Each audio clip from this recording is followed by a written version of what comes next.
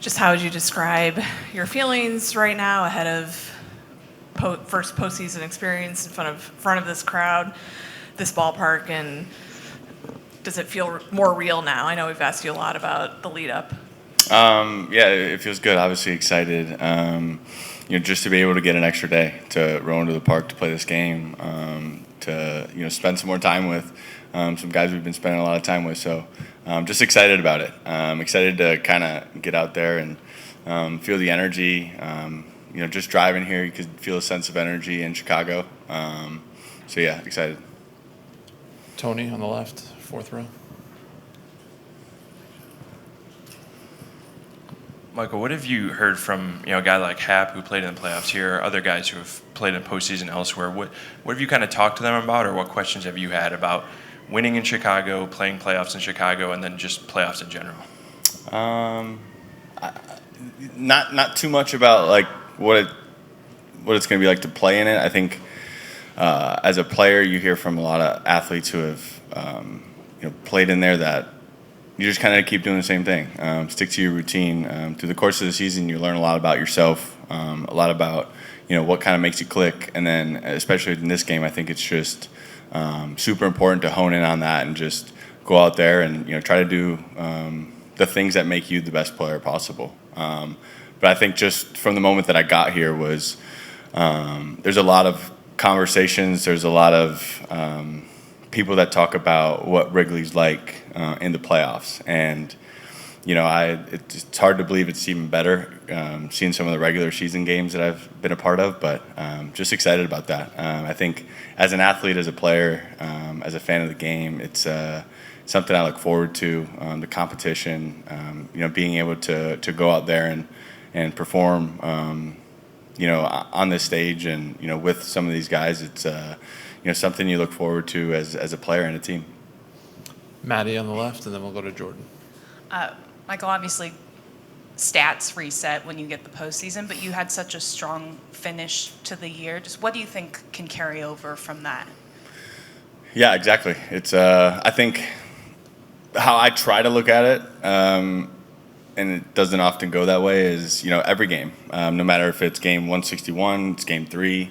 It kind of resets. You got to keep doing it. You got to keep doing it throughout the course of the season. It's so long. So I to be honest, just kind of keeping that same mindset.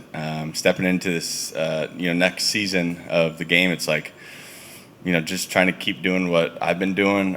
Keep trying to learn from the things that kind of make me click, things that don't, and then just that's kind of how I'm going to roll and how I'm going to kind of continue to roll through the course of my career.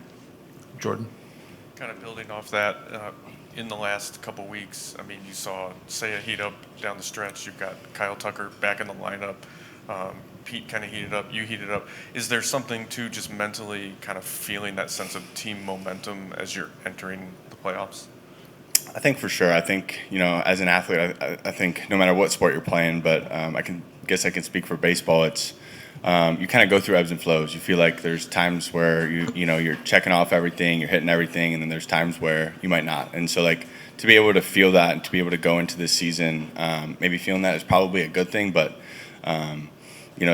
like just talked about before, it's kind of like a reset. Nothing that we've done in the last couple of weeks will help us today. So I think individually, kind of whatever gets that person right, whatever gives them the best chance to go succeed, I think is kind of the things that I look forward to just like sticking to and going out there and doing whatever it takes to win. Third row in the middle. I know you've faced him before, but what do you think will be the key against Pivetta and just this staff in general, including the Padres pen?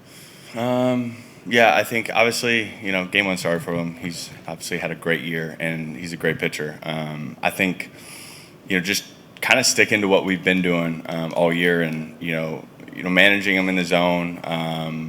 And I think he's got a good heater. Plays with it up a little bit, so I think we're gonna have to get him down. He's got a good curveball. Make sure we get that in the zone. But I think just consistently putting together good at bats and getting him in the zone will be pretty key for us. When you're looking at Machado and Tatis to start the game off, does this present something different to you guys in a shorter series rather than, just a game during the regular season? How do you approach this differently, or do you? Yeah, I mean, I think we go back and see our matchups earlier on in the year and just see how they've been doing recently, and they're tremendous players. So formulating a game plan, sticking to that game plan, and they definitely have our attention at the top of the order. Go in the middle, third row.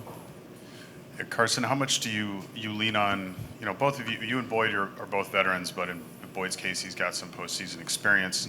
In some of those conversations as you're game planning, how much are you leaning on the experience that Boyd's coming with? Oh, definitely. I mean, he's been on stages like this before, and, we just trust each other, continue to have that conversation, and if we need to make adjustments, we make those adjustments, but again, it's business as usual. We go out there and continue to do what we do, stick to our routines, and play our game. Maddie on the left. On that, and on a personal note, what does it mean to you to be in the playoffs here at this stage in your career, and have you had a moment to reflect on that? Yeah, it's special. Not many players get to do this, and to play extra baseball is awesome, and especially in a Cubs uniform, and in a team that I rooted for when I was a kid, and just all in all, it's been really special, and I just can't wait to get out there. Paul, fourth row in the middle. Yeah, Carson, I know you haven't been in the playoffs, but you've been around playoff teams a lot. Is it different waking up in this atmosphere, or does it change back to normal once the game starts? How do you look at that way? Yeah, I mean, having the day off, you can kind of feel the energy and the buzz around here, and the workout yesterday was great, and just talking to a bunch of guys and that have been here on this stage before, and it all comes back to it's another game. We got to continue to go out there and do our thing, and let the energy and everything bring you to that next level instead of trying to get to that next level. Just continue to stay within your process and your plan, and take it one pitch at a time, like I've said all year. Go fourth row on the left, and then straight back in the middle. Carson, you caught Matt in his first Wrigley Field start back in April against San Diego. You guys are here now almost 6 months later. Can you just talk about your guys' partnership, how it's evolved, and what that means to both of you? Yeah, I've known Matt a long time. It goes back to, he hosted me at Oregon State when I was being recruited from them. So I've known Matt a long time, and we talk about it all the time, how special it is to play here and to be on the same team together. And it's every time we walk in from the bullpen, I always I look at him and say, like, this never gets old. It never does, and just how special, and the game, it'll always be here. Players come and go, and just to cherish every single moment is something special. Carson, you've grown up as a Cub fan, as you mentioned. Did you have any memories of watching the Cubs make playoff runs in the past as a kid? And did any of those kind of come back to you as you got ready for today in this run? Yeah, I just talking with my parents and family, and just, the memories, and just being a kid, being around here, going and sitting in the bleachers, catching batting practice and all that. It is cool. It's how it's kind of come full circle, and it just makes every single moment very special. Third row in the middle. I know that you like your affirmations. I was just wondering for this time of year if there was anything different or you added something, and was Matthew Boyd a good host? Matthew Boyd was a great host. Unfortunately, I didn't commit to Oregon State. Not his fault. He didn't do anything wrong. It was a great visit. But as for the affirmations, it's kind of the same. It's kind of the same, and I sit in them a little bit more and think about them, and just trusting my process, and controlling what I can control. Back to Maddie on the left.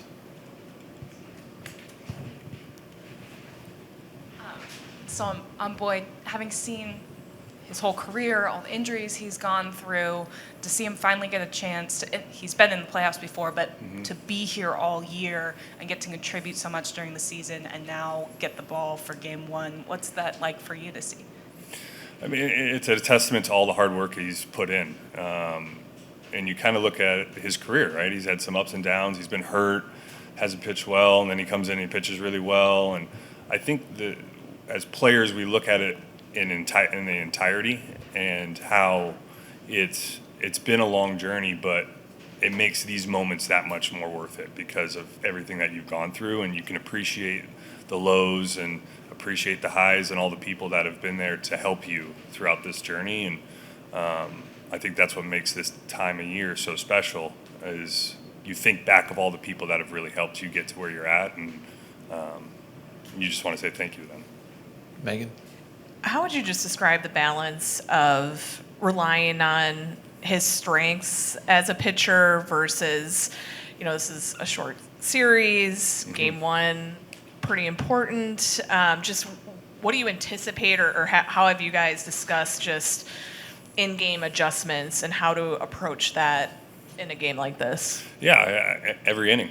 I mean, every inning you're talking about something, and what we did well, what could we do a little bit different, what does it look like in the lineup coming, the next inning, what does that look like, and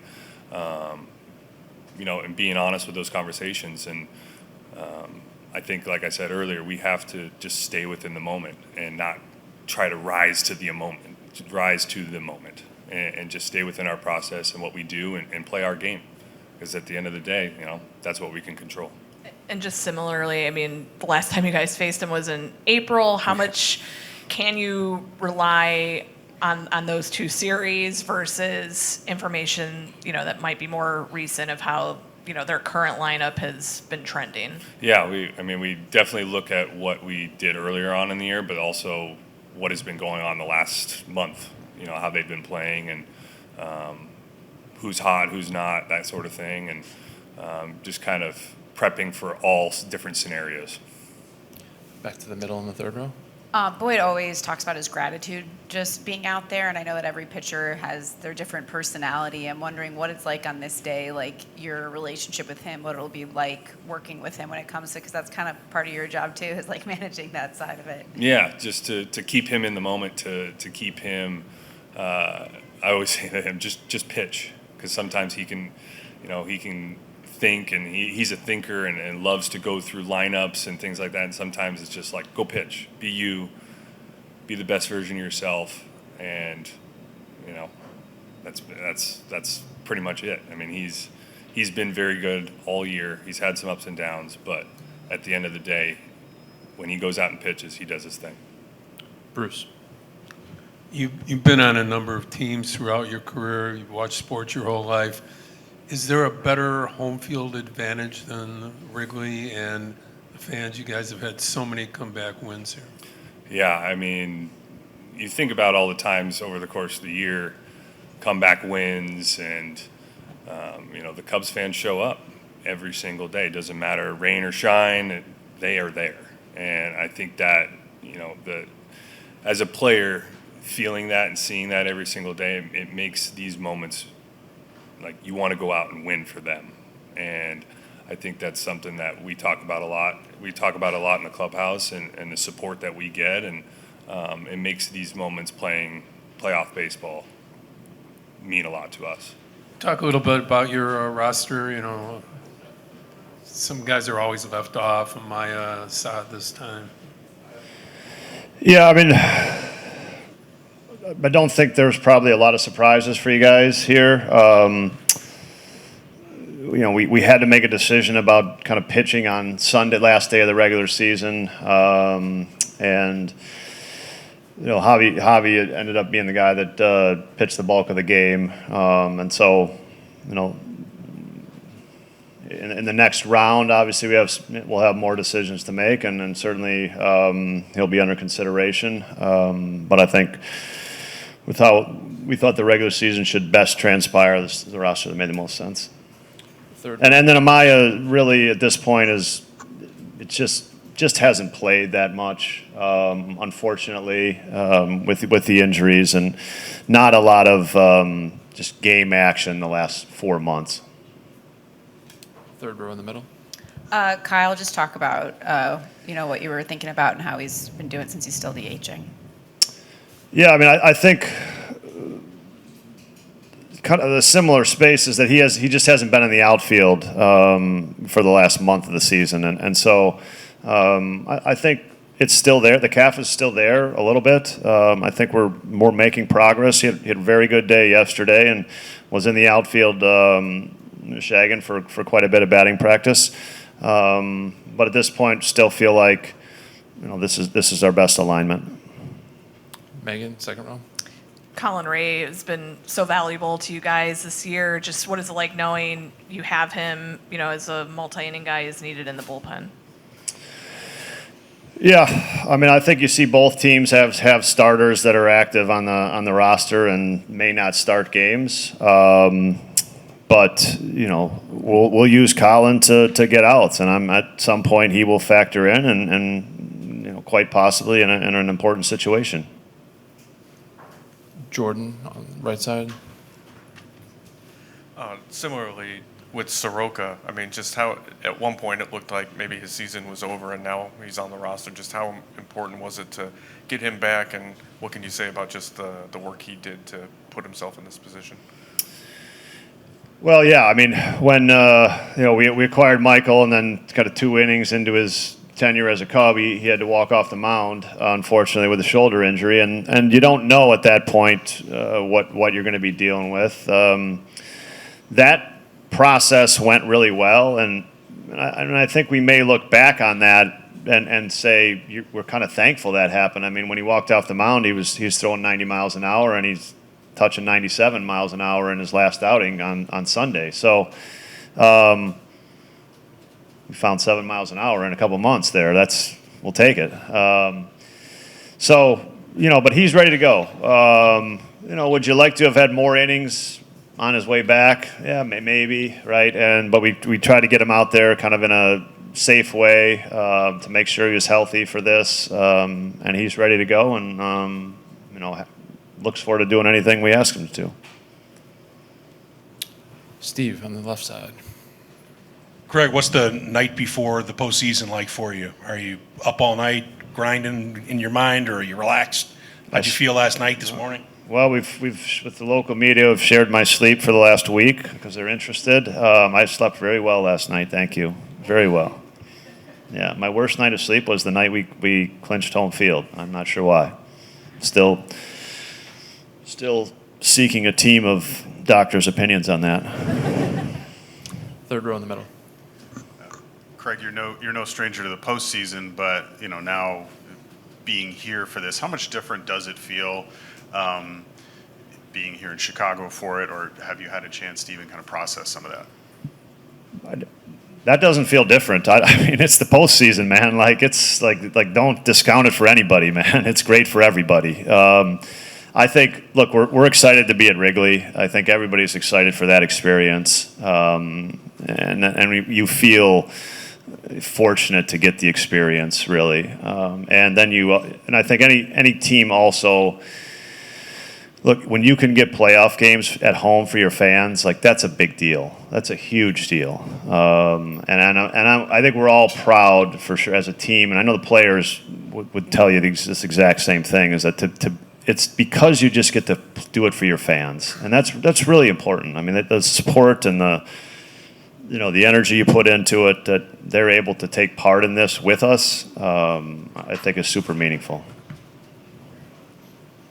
Anything else for Craig? Bruce, down here in the front. I guess I've asked you a few forms of this over the last few days, but how does your playbook change 4th inning, up 2 runs, 4th inning, down 2 runs for these 3 games compared to the regular season? How quick does your mind work? How does it change for you? Look, the best way to say it is I think these games and playoff series always force more action because you're essentially like this. We're 2 games from elimination, and that's right. So you have to look at it that way. And look, when you play the Mets this week, you see they're acting in that way when you can see how their reliever usage changes and how fast you pull a starter, and so. That's just part of it. You're going to look at it like that for sure, and you can't let stuff happen for as long. We're still going to need outs from Matthew Boyd. Like that's still part of this winning formula. Is we got to get outs from Matthew Boyd. That's I think and I think the Padres would tell you the same thing. That if they're going to win the game, they're going to need outs from Pavetta. So it's still part of it, but I think every decision is pushed forward a little bit. Absolutely. Dev on the back left. With the Padres bullpen, do you have to be a little more aggressive with trying to score early, trying to get a lead early So in any way? like a better pregame speech. Yeah, maybe. I don't know. Yeah. Whatever I'm going to go for it. I'll go for it. More trying to score against a starter, trying to establish. A lead. I'd love to score against a starter, Sahadev. But yes, they got a good. So they have a good bullpen. Absolutely, they have some really good arms in the bullpen. They're tough to score against. Absolutely, Nick Pavetta's pretty good too. He's tough to score against. So we got to create. What I tell you, we got to create pressure in as many innings as we can, and we'll break through in one of those innings. But creating pressure absolutely is important. It's not a. This is not a game where you try to get the starter up to a lot of pitches. That's irrelevant. We've got to create base runners and pressure and make pitchers make pressure pitches. They have a good bullpen. They have some guys that are pretty special.